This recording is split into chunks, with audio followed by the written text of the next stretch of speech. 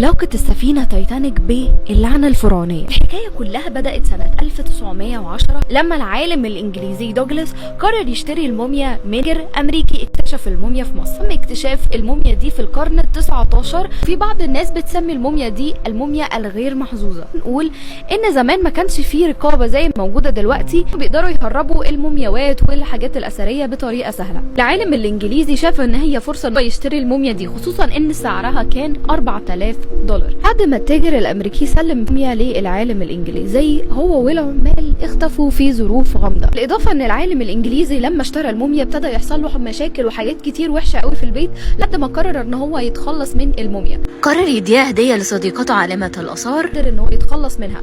ولكن الغريب اللي حصل ما هو اداها لها والدة العالمه دي توفت. بعديها بايام بسيطه العالمه ايضا هي كمان توفت، والموميا رجعت العالم الانجليزي مره اخرى.